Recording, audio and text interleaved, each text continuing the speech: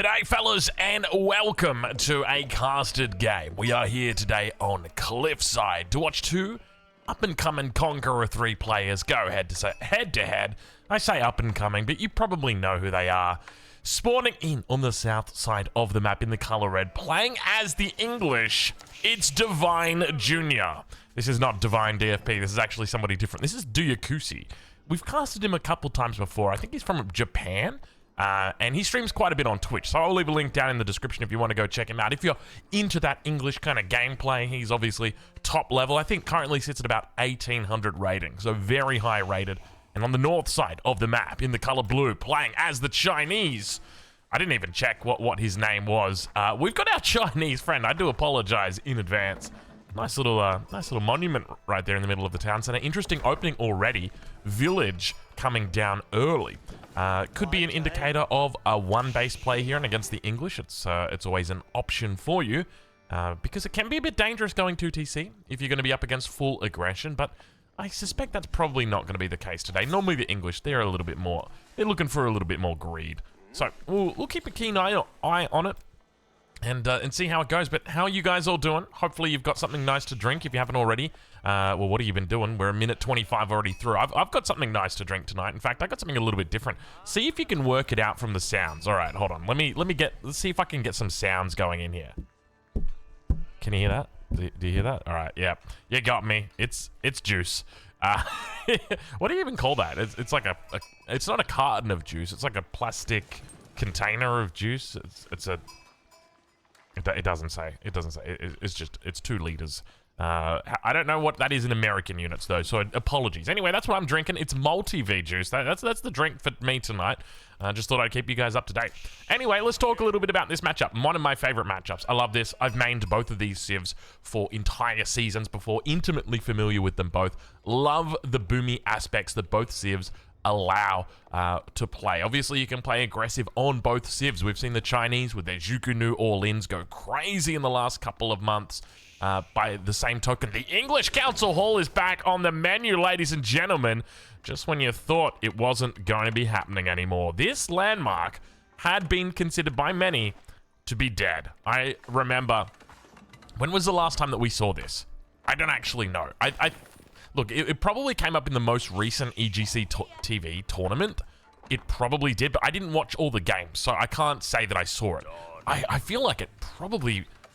It had to be before the Abbey of Kings rework. I mean, there was always the King, but you never got it for free. The moment that you got the King for free, that's when the Abbey of Kings changed forever. But looks like we're back to old ways. You know what they say, old habits die hard. And it feels like here for Duyakusi, that may indeed be the case. Meanwhile, on the other side of the map, we've got 2 villagers putting down the Imperial Academy, slowly but steadily getting it up there. Obviously, with the Chinese vills, they do build a little bit quicker. 3 vills going to be moved off onto the wood, so could be looking for a bit of a Song dynasty here. Now, one thing to note is that our Chinese friend has picked up plenty of sheep. His scout is coming through on the backside of the base. If I was playing this game right now, I wouldn't even be checking the enemy base because I would just assume that there is going to be a king in my base at about 5 minutes. And I would naturally just build a Rax to counter that. Normally, I just build a Rax with a spear or 2, and that's it. The problem is, if you build a Rax blind right now, you're going to be in a terrible, terrible spot. Fortunately, for our Chinese friend, we do have a second TC coming online. So it means at the very most, he's going to get maybe 1, maybe 2 longbows. I do like this kind of play, and I was testing it. The only issue is it does delay your second town center by quite a bit. So for the English, you can get a TC down at 4:45, pretty much standard timing. That's a guarantee. You can see the scout obviously spots the council hall. That is the Chinese scout with the Tang Dynasty bonus. For anybody who's unfamiliar with the Chinese, in the Tang Dynasty, which is the first dynasty, you have increased line of sight on your scout, which is really nice, but it also creates a bit of a problem. So even though I'm in like the cinematic mode and I can see everything, you can see the scout actually has a larger vision radius than your screen. And it means that sometimes you will technically see sheep, but you don't actually see them because they're just too, like, look right here. There could be a sheep right here, but you just don't see them. You guys get the idea. Anyway, the age up comes through for Duyakusi. We do see that beautiful little golden boat in the middle there. Scout going to be making its way out. So no aggression early on here for him. Obviously, 3 vills in the town center. He could technically go for it, but as I said, it will delay that TC, and he's going to manage to get a 5-minuter right here. Where is he going with these vills? He's looking to come bring it forward. These are very far forward villages. Now, obviously, he wants to put this down on the hunt.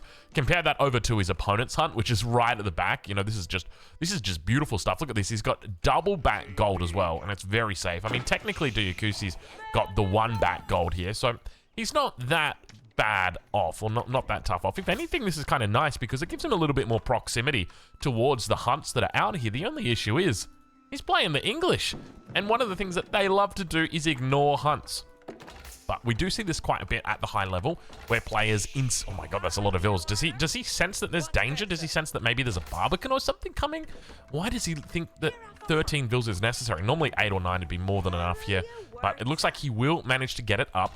Vills now rallied out here as well. Plenty of them on the wood. He's going to switch over a couple onto the deer.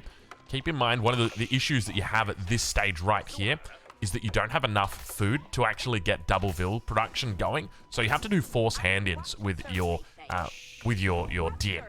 But one of the things I love about the way that Duyukusi's playing this is that by putting the town center on the deer, basically what that allows him to do is it means he doesn't need to go into farms unless he wants to go into farms. Normally, as the English, you kind of have to go into farms because, like, well, I don't want to go into berries and I don't want to really go out onto the map. Whereas here, the town center just allows you to have that because normally the second TC would be on the gold. But it is going to be a very quick age up. I wonder if he's going to take us back to, like, 1999 right here and go for a King's Palace. I really wouldn't be surprised, especially in this matchup, and especially because of the fast age up, the fact that you're going for a fast age up with these deer as well. I think that leads quite a lot of credibility to going for that third. No, I don't know if credibility is the right word, but I think it leads, like, normally the reason why we go for the White Tower is because it takes time to put the farms down and it takes time for the farms to come online. So the White Tower is going to cover us during that time. Whereas in Duyukusi's case, where he's going for just this town center on the deer, he's going to be aging up, or should be aging up relatively quick. I say that. He's got 8 vills on wood, which is a little bit too many for my liking, if anything. But I'm kind of curious to see whether he goes for the King's Palace. I wouldn't be surprised if he did. Let's check in on the north side of the map, though, and see how our Chinese player is doing. A little bit late on this Barbican. This is a 7-minute 30 Song Dynasty, so quite late. Villager count actually in favor of the English player, which is very, very rare to see in this matchup. Normally, you'd have the Song Dynasty coming online about 5:30ish, with the second TC about following up. But you can see the stable coming out from our Chinese player. I suspect this is an objective mistake, even though this guy is Conqueror 3. I want to just remind you guys, this guy's Conqueror 3. He's a very good player. I think 1800 rated, somewhere in that region. So, you know, Conqueror plus. But this is an objective mistake, right? You can put down this stable preemptively before the second town center, but then you delay your town center. Ideally, what he should just be doing is leaving his scout right here and watching this council hall. The idea is you watch the council hall and you wait to see units. And once you've seen units, that's when you have the permission to throw down that stable. But until then, be greedy. In a perfect world, at least playing RTS games, this is one of the things that most top-level players will understand. You want to try and get away with as much greed as you possibly can, and only at the last possible second making enough units to deal with the enemy threat. Obviously, different play styles, right? But generally, that's the way that it goes. Meanwhile, we do see a little bit of scout-on-scout action. Obviously, Vil going to be caught out of position here. Unlikely to get away, but we do manage to see the longbow, unfortunately not being microed. Spearman gets it, though, says, "Good night, sweet prince." And indeed, that villager does go down, so it's going to be +1 for the good guys. Well, I mean, it depends on who you think the good guys are. If you think the English are the good guys, well, +1 for the good guys. Look at the timings here as well on these age-ups. These are pretty cutting it very, very close here.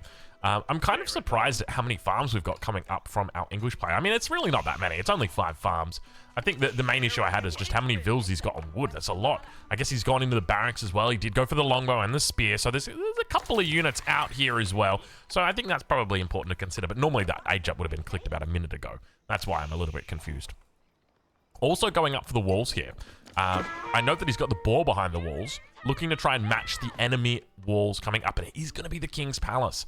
I did suspect this was going to be the case. This just makes sense, especially in this matchup, because for anyone who's new to the Chinese, or unfamiliar with the Chinese, you've got 2 town centers, but then you've got Song Dynasty, which is actually making your villagers produce much faster than a normal villager. Instead of producing a villager every 20 seconds, the town center produces it every 15 seconds, which means after a minute, you've got 4 vills instead of 3. And that equates to about 2.66 recurring, of course, town centers. So here, by going for the King's Palace, instead of having the 2 town centers and being outboomed, you've got the 3rd town center in the King's Palace. Guarantees that you're going to be able to scale into the late game up against that huge Chinese economy. Age up comes through 10 minutes and 30 seconds. Not a bad little timing here. Astronomical Clock Tower also going to be coming up about 5 seconds after. Archers only for defense at this stage of the game. And now we kind of enter this period where there is just realistically anything that can happen right now. We could see an explosion. You know, we see that famous, you heard of the Cambrian explosion. Well, have you heard of the Cambridge explosion? That's what we see from the English. That was good. I just thought of that one right then. Thanks, guys. Leave a like on the video if you enjoyed that video. Leave a like on the video if you didn't enjoy that video. That's a dad joke. And that's, whenever you've got a dad joke, and I think this is the great thing about being a dad and having dad jokes, is that it's like a license to cringe, or license to create cringe. And I take pride in that. It's kind of sad, but at the end of the day, I think that's what makes a dad joke amazing. The more cringe it is, like the higher it gets on the dad joke score table. I'm trying to think of a good dad joke for you guys, but I'll be honest, I didn't really come prepared today. And there's no dad joke in there. I'm just telling you the truth. All right, so there's a couple ways that this could go. As I mentioned before, we could see a whole explosion of units coming out. That's the first option. Second option is that these guys just go straight Imperial. And I wouldn't be surprised to see that here, especially from Dyakusi. Playing the English, I mean, already you've got, so many incentives to defend. Not incentives to defend, but your enemy has got so many disincentives to attack you, right? Like, they are not incentivized to attack you. Network of castles, network of citadels. Your villagers have got the short bows. There's just a huge raft of things. You've got longbows, the council hall, really good defensive landmarks. But we start to see more and more farms coming in. 28 vills on food at the moment. Relics getting picked up. Spearman going to spot it out. A little bit of a walla lol coming through. Looks like he's managed to find it on time. Spearman stays alive. God, I love the bass from that. I don't know about you guys, but I've got a pretty decent pair of headphones, and when the bass, or when the walla lol hits, man, like it hits, man. It is very impactful. But let's check in though and see how we've been looking at Dyakusi's base a lot here. I love these kind of games where it's just very boomy and very chilled back, because I know that the moment they hit Imperial, that's when it stops. But it really kind of feels like a no rush game at the moment. I mean, there's been a little bit of aggression early on, but realistically, this is a no rush game. I tell this story a lot for anybody who doesn't know. So I originally started playing Age of Empires 3 when I think I was about 15 years old. I think that's when it came out, 15 or 16, one of the two. And I played Age of Empires 3 with my good friend Matt. And what we would do, so people would host lobbies, right? And they'd be like, 2v2, no rush, 40 minutes. That's what they'd say. And so I'd go into the lobby with my friend Matt, and I'd be like, all right, here's what we're going to do. We're going to build up an army, and then we're going to attack them at like 15 minutes. And I reckon we must have won so many games. Just getting free points from people. And look, when you're young, you make these stupid decisions. Fortunately, it looks like our English player today, Dyakusi, isn't making a stupid decision. But our Chinese player definitely is, running a whole bunch of units. All of his spears through the front. Nice little combo that he's got moving into. Spearman crossbow, of course, famous for its power. In fact, it looks almost a little bit like Dyakusi is going to be doing the same thing here, though. We do see a few more men-at-arms mixed in. Now, what wins? Men-at-arm crossbow or spearman crossbow? You might think men-at-arm crossbow. It doesn't. It's spearman crossbow. The spearmen are cheaper. They don't get counted by the crossbows. So, on a cost-for-cost basis, the spear crossbow will always win.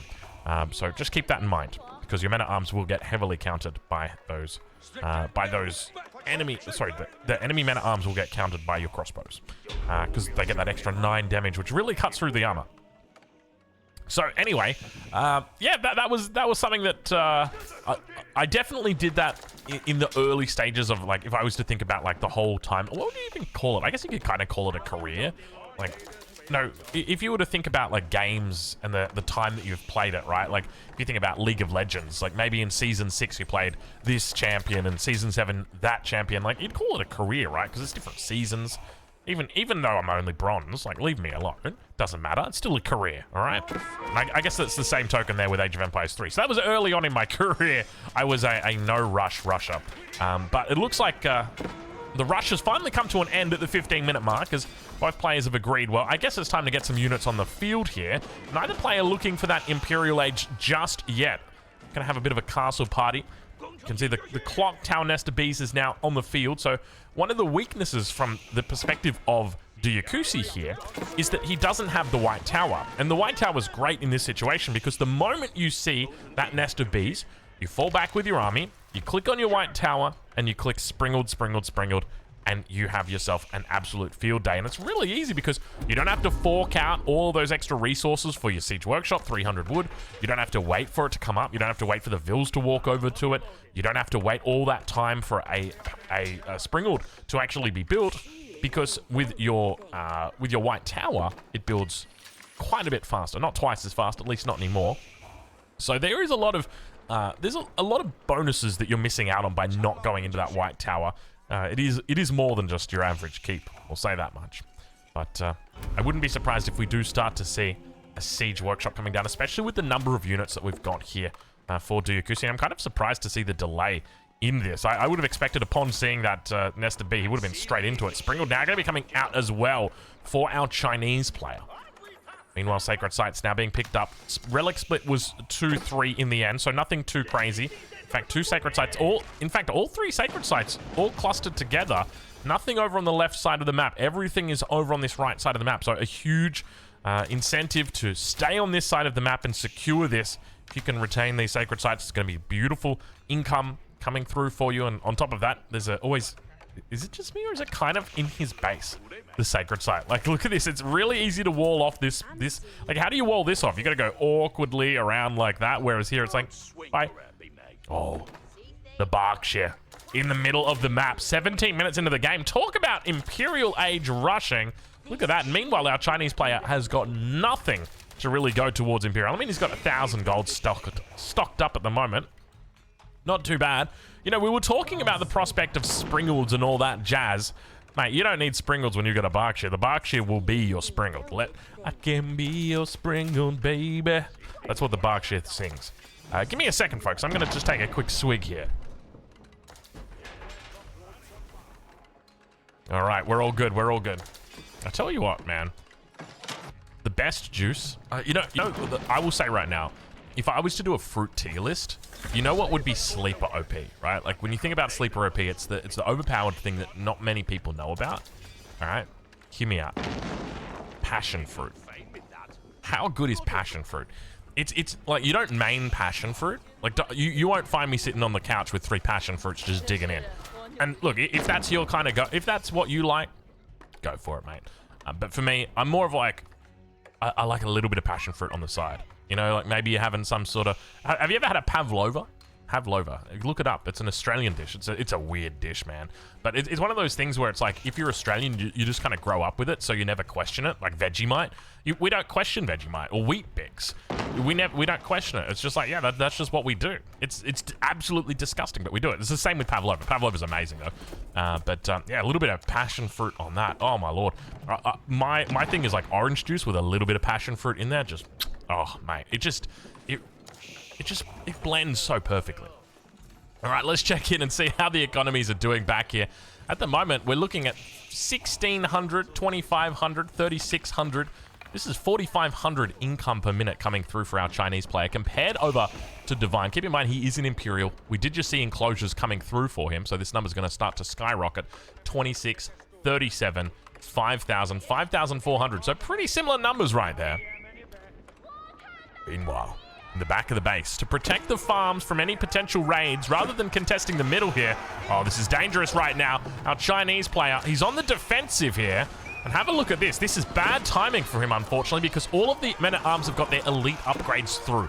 +2 ranged armors only coming through now, but the keep comes up on time. He needs to try and keep the back nest of bees alive. They're not even firing. What's going on right now? Treb's also getting focused down. Spring on placement from the outpost. I think he's actually fine. I tell you what, this is actually a kind of wild defense. The fact that you've been able to defend against double elite upgraded units, but I guess that's the consequence of pushing underneath the keep into all that siege with no springles for yourself.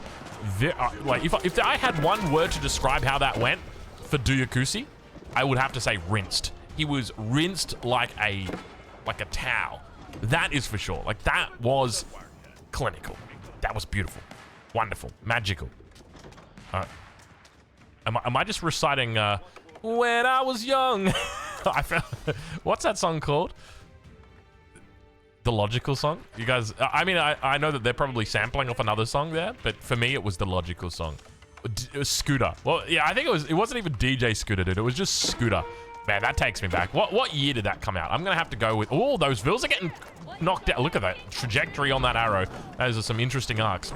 I'm going to have to say that song, the Logical song, I'm going to say it came out in the year 2000. That's what I'm going to go for. That's definitely the vibe from what I remember. Like, there were the cool glasses.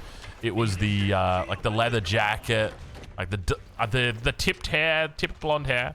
I hope my memory's serving me correctly, and I'm not just thinking of another Backstreet Boys song. Anyway, Treb now going to be coming out of the Berkshire, looking to respond here from the keep in the middle. We got the Berkshire laying down the law here, saying, you're not going to have any outposts here, mate. I don't know what you're thinking about. Now, keep in mind that when the cannon emplacement comes through, it's also going to have 15 range on it with, sorry, 14.5 tiles of range, not 15 range. It did get nerfed slightly. Wall's starting to come up on the edge of the map as well. I like this. Wait, that surely needs a wall. There's no way that is going to be not passable. That's surely going to be passable. 191 pop versus 179. Upgrades starting to come through. Pyrotechnics, roller shutter triggers, battle hardened. Some really key upgrades here for our Chinese player. Other upgrades we're looking for: elite palace guards, elite army tactics, and of course ancient techniques as well. And there they are now, the elite palace guards. We can see the crossbows going to be able to meet on the front. Plenty of these palace guards able to take them out. They're still doing a fair bit of damage here, but they're not going to be getting through, that is for sure. Now, at this stage of the game, if you had to pick one person to say, like, okay, who's got the higher chance of winning here, you'd almost certainly say it's the Chinese from this position. The question is, does he know how to win? What he needs to do is start running the palace guards. Start running the palace guards like a madman. So I want to see, like, 3 palace guards just up here sieging this wall. 3 palace guards over here sieging this wall. But you can see the response already for Duyakusi. He knows that is how the Chinese win. If the Chinese want to win, they're going to start trying to take me on the edges, because that's how they do it. You can't do a heads-up battle against the English when you've got such a difference in your men-at-arm unit. Have a look at the stat difference between these two. 216 health. They've got a total of 10 armor. Compare that to the 210 health with what's 5 armor at the moment, but we will become 7 armor. The damage numbers as well, you can see it's even Stevens, but essentially there's a 3 damage difference every single hit. If I remember correctly, a little bit less health. That's actually, I don't know if that's the case anymore, because you get elite army tactics, and you can technically also go into Ming Dynasty, which gives you more health. Normally you don't do it. Normally you go for Yuan Dynasty, but maybe in this matchup where you're kind of fighting directly down the middle, it would make a little bit more sense to just go for Ming Dynasty. Perhaps that's what we see here, because at the moment he's in Song, and you can see, look, this is exactly what he needs to be doing. The only thing is, Duyakusi's prepared. Duyakusi is more than prepared. He says, no, mate, it's not going to happen. Now, the big thing for Duyakusi as well is just making sure he walls off everywhere. You need to wall off everywhere, including your front. Don't expect that they're not going to do a run-by over here. And I suspect that our Chinese friend has spotted the stone walls behind the palisade walls and just said, okay, we're not even going to bother. Let's just go back. You know, if we want to get through here, so one of the things that, like, Beastie would do as an example, he'd bring a single villager down here, build a siege workshop, and queue up a bombard. And the bombard would break through, and then he'd run the palace guards in. You know, he wouldn't have the patience to do a ram. He'd have to do it that way. Roller shutter triggers, though, on the Springald's going to be firing down towards these Trebs. No real response yet from our Chinese player. He does have the Springald's at the back, and they are also clock tower. You got the Springles in the back. Sorry, I shouldn't. Nesta B's firing off. Let's get it, ladies and gentlemen. It is time for us to battle. The trap's firing off towards the keep. How much damage can the Nesta Bees do? Well, not too much, because I tell you what, he doesn't have much life left in him, but he's going to get off another round of shots here. Springald's going to be looking up. There he goes. Gets one last blast off. Crossbowman on the front. I don't think have they got their elite upgrades yet? I think they might. It's hard to tell. I don't even know if these are crossbows or Jukunu, but hand cannoneer is now going to start coming in as well. But the numbers slowly falling apart here for both of these players. It's just going to be the backlines that remain. Of course, keep in mind that, you know, you're trading palace guards and men-at-arms. This is going to benefit both of these players because you've got huge food economies behind this. Both of these players have got unique farming aspects. We've got the granary here stacking up 10%, 20%, 30% on some of these villages for their gather speed. Meanwhile, on the other side of the map, we've got, what are we sitting at? 30% over here for the mill influence. So, and that's guaranteed influence as well. So that's also nice, not to mention the enclosures, which is, look, you can see right there, 12 gold per minute on every single farm, and you're currently sitting on how many farms have we got here? 50 farms. So you're talking about 600 gold a minute that is coming through right now for our English player just from those farms. He's sitting at 2k gold a minute. Incredible amount of gold. Heap of resources in the bank as well. When I start seeing this many resources, this is when I start thinking, okay, maybe it's a good idea we just get rid of a couple of vills, but you're only on 125. So realistically, it's just better to just trade. You want to put your production up towards the front as close as you can, exactly how he's doing. Even start thinking about putting it at the front. But here we go once again, ladies and gentlemen, as the Springalds fire off on the backside. It's 3 against 2. You can see that there's not a huge importance for them, though. Hand cannoneers are going to be the highlight here. Keep in mind they've got the pyrotechnics. There's no real counter to these on the field at the moment. Technically, the crossbow will do well against them if it can get in range. With the pyrotechnics, though, it's going to be hard, especially combined with the fact that you've got the palace guards at the front, which are going to be keeping them back, always needing to kite. So I suspect we're going to see a mangonel or two in the mix shortly. Have a look at this. 35 crossbowmen in queue for Diakusi, 23 elite men-at-arms. Let's take a look and see what's his production currently sitting at. F1, F2, F3. There we go. We got it. 13 Raxes, 9 archery rangers. This is a good number. I'm happy with this at this stage of the game. I think this is an absolutely fine amount of production to have, but I want to see more. Now that you're in this at this stage, you want to just be like putting Raxes, like, oh, you probably don't want to delete that outpost. Just put Raxes down all here and just start pushing it in. But now, a little bit of a mistake on the part of our Chinese player. Why is it? Well, I would say it's because the Great Wall Gatehouse is over here. This could have been a keep. Great Wall Gatehouse is a little bit too important, I think, to not put at the front, especially in a situation like this. Only takes wood to heal it up. And where's the army? Oh, army out of position by a mile. Vils could get caught here. He's got a lot of villagers to this top side. 33 now. He can run them easily, but he's still definitely going to be catching a bit of idle time. Barbican on the backside. No upgrades coming through just yet. More Vils going to be coming down. Crossbowmen running through this base. Keep in mind that there's no cavalry on the field for them. There's the Vils evacuating. He's down to 90 Vils. This is not a good amount of Vils to be having. He's in trouble right now. I'll say that much. You don't want to be losing Vils when you're already down on Vils. He should have been aiming for about a 130 Vil count, and then it's okay if you lose a couple of Vils because you just rebuild them and you're absolutely fine.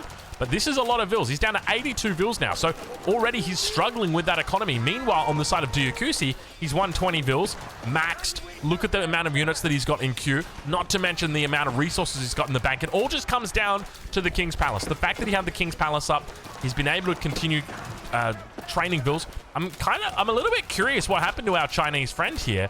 The fact that his Vil count is so low, like obviously he's lost 49 Vils now, but before then, he hadn't lost a huge amount. So it kind of begs the question, you know, did he stop making Vils? Did he forget to train them? Is that what happened? A little bit of a run by on the backside, because he was looking in a very good spot a little bit earlier. And you can see that the Great Wall Gatehouse is going to get some value in. I mean, technically, this isn't a terrible Great Wall Gatehouse. It's just, it's one of those things where, you know, if you put it over this side, then he just runs over here, right? So, you know, you got to be... Yeah, it's hard. You never know with the Great Wall Gatehouse. I would have preferred it a little bit closer to the middle of the map. Because at the end of the day, it is a landmark that... Oh, no, he's starting to stone wall. Oh, this is terrible. Is that is that a real outpost? Am I a real boy? Doesn't look like it. Now, you might be wondering, why is he doing this? Why is he putting up these stone walls? What are these going to do? What are they going to stop? Palace guards finding Vils on the gold. Not too bad. Meanwhile, back behind the base, the cleanup has well and truly happened, but this is also decent for him. He's going to find his own little comeback story over here. So the reason why there's stone walls coming up over here is to protect the trebs. With the trebs, you want to bring them forward, but if you do, they're going to get attacked by the springles. They can't be attacked by the springles if there's stone walls up. The trebs can fire over the top of the stone wall, so that's what he's looking to do. That's what he wants to try and take advantage of here. Meanwhile, that relic going to get pulled back. Still in the Song Dynasty, which means no access to pagodas at this stage. Has he at least picked up Tithe Barns? He has. Fortunately, he's got Tithe Barns under his belt, and that will be more than enough, at least for the moment. Bombard now coming out as well. Springled in placements, rather Springled's just starting to really grow in number. He's up to 3 now on the defensive, and we can start to see those stone walls coming up everywhere. We are witnessing the English turtle making its way, rearing its ugly head. Ladies and gentlemen, for the 3rd time this game, we got ourselves a beautiful battle in the middle of the map once again. Take a look at that, but look at the numbers. The numbers are really starting to fall here for our Chinese player, not to mention the fact he's going to need to replace all these units once they go, and because there's less units on the field right now, it's going to mean that he has a less impactful fight. Also want to be running into a spread formation here so that you're not focusing all of your hand cannoneers on the exact same unit, because when they attack move, they attack the closest unit to them, and you want to try and spread that damage out, because it is a lot of damage that these guys are doing. You've got to keep that in mind. 42 damage a pop here. You're only talking about units with, 200 health? 216 health. Bombard numbers starting to rise. Hold on, the Chinese dream could be alive. He's got 2 bombards on the north side, 3 on the east side. Double treb as well. The bombards are powerful, but you just got to be careful not to lose this front line. He's doing a good job of falling back. Enemy Springles are out. He's going to bring his own Springles back. Hold on. Don't count him out just yet. 145 pop, 88 vills. You know what? Count him out. This is tough to come back from. The crossbow numbers are still pretty decent here, and he's slowly whittling him down. It's not terrible. As long as these springs can stay alive and protect the bombards should be able to hold through it, because the bombards do so much damage, and they don't take any damage. That's the other thing to note. Like, they've got 40 ranged armor here. This is one of the things that happens in FFA with the Juicy Legacy. The Juicy Legacy... Oh, Springled's going to get some free hits on the clock towers. Not the clock towers. 360 health on them. This one, unfortunately, unpacks. Looks to unload on that backline. If you lose the bombards, I think you lose the game here. The bombards are the key to victory, so he needs to bring these Springleds forward. Needs to make sure he's focusing down the enemy Springleds. Gets the shot. Roller shutter triggers, paying dividends right there. He's still got the 3 bombards over towards this side. You can see on the UI, but he brings the Springleds too far forward, and that's the consequence right there of not paying attention. Battering rams now coming through. This is where you start to get a little bit worried. How am I going to deal with the rams? I don't have enough units here on the front. I think this might be it. I don't think he's going to do it, and that is it, ladies and gentlemen. The game is over. Diakusi showing us the power of that English turtle. We had a no rush 15 situation, but I tell you what, in the end, it was an absolute rush to that finish line. Ladies and gentlemen, we'll catch you guys in the next one. Thank you so much for watching, and have a look at that beautiful Berkshire, baby. Oh, yeah.